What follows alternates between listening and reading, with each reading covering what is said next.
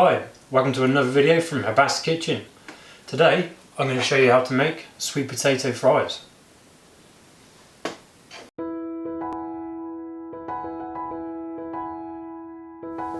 So just a small amount of ingredients today.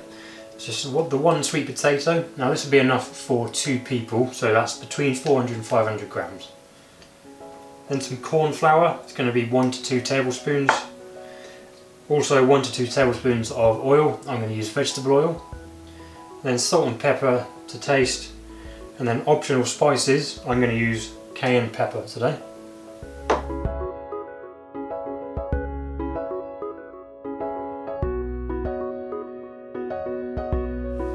So let's get started.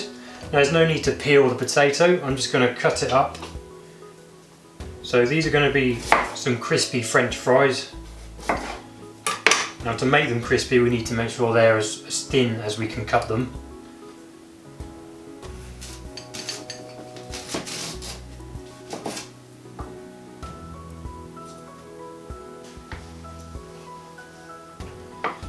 Now it's a good idea to actually cut it in half lengthways.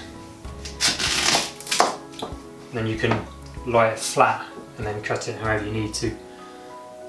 So I just prefer to go as thin as possible, like this. And you can then cut each individual slice, again, sort of as thin as possible there.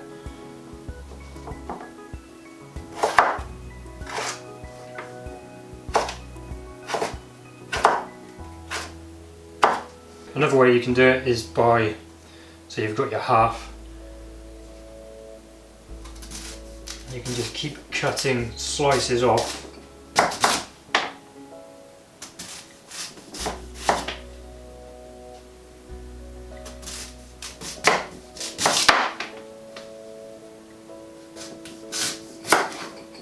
And then pile them back up as they started, and then cut them in slices this way.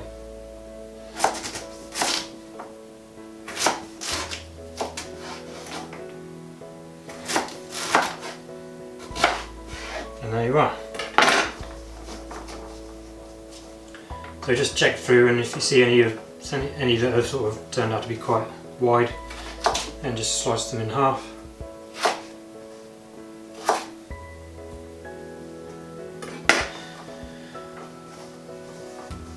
Generally, if you try to bake the sweet potato fries and they're too fat, they tend to go a little bit soft and mushy, so it really is important to keep them as skinny as possible.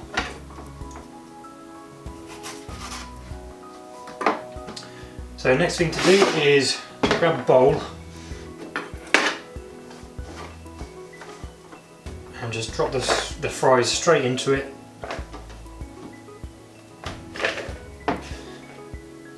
And just sprinkle the tablespoon, just start with a tablespoon of corn flour, sprinkle that over the top, and then just toss it all around. What you're trying to do is coat every fry, give it a good coating in the corn flour.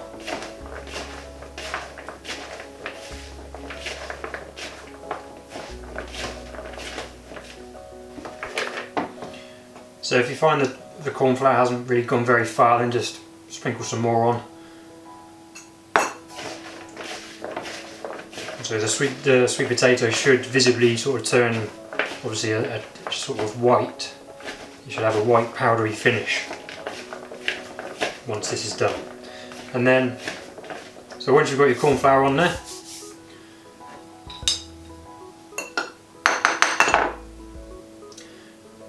then want to just put a tablespoon of oil and do the same again. So drop it straight into the bowl, and again just toss it all around, and the oil should soak up all of the corn flour and create a nice coating which once baked will thicken up and go crispy.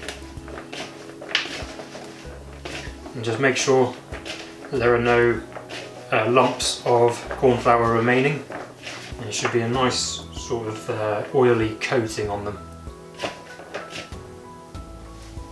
Okay, so you've got your corn flour on there, you've got your oil on there.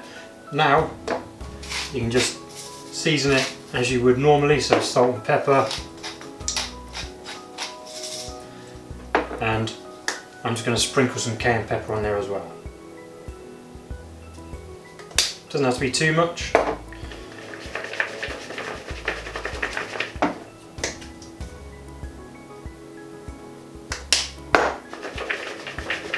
And again, just sort of toss it all around.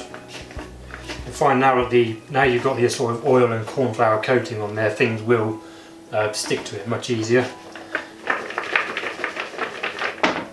So once you've done all of that, we need to then start placing it into the baking tray. So I'm going to need some parchment paper, and then what we need to do is a little bit fiddly, but it's definitely worth doing. You need to just lay them out on the baking tray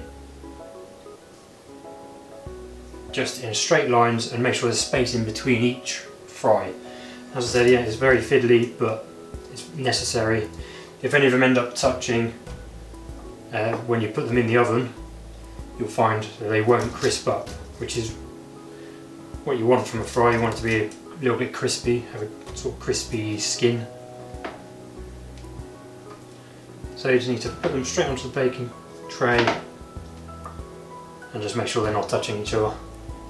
Now, because you're sort of positioning them spaced apart, you'll probably find you need more than one baking tray or baking sheet for this. So I've filled one up there already. So you can see, got them sort of equally spaced apart. Didn't have to be exact, but as I said, just so they're not touching each other. So a second baking tray there.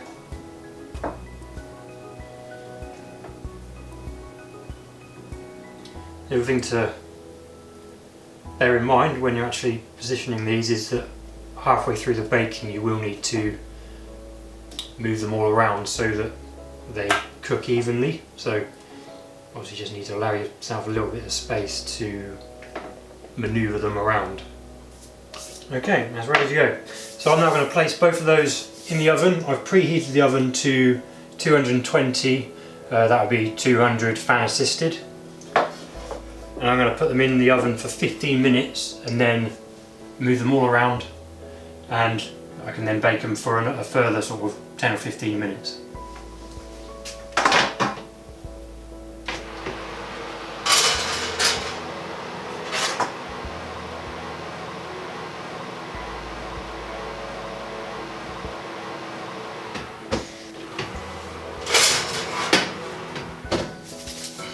Okay, I can see they've started to sort of brown around the edges now as well, so they are ready to come out of the oven.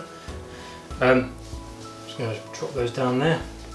So just looking at these, you can see you've got the sort of nice golden sort of crispy skin on the outside, still got a little bit of its orange sweet potatoey colour, so they're ready to eat now. You just have to be a little bit careful. Firstly, don't leave them in there too long. It's better to undercook them than overcook them, because once they burn, they're just the whole thing, they taste disgusting. So secondly, you have to be a little bit careful just peeling them off the parchment paper, because they get a little bit stuck to it.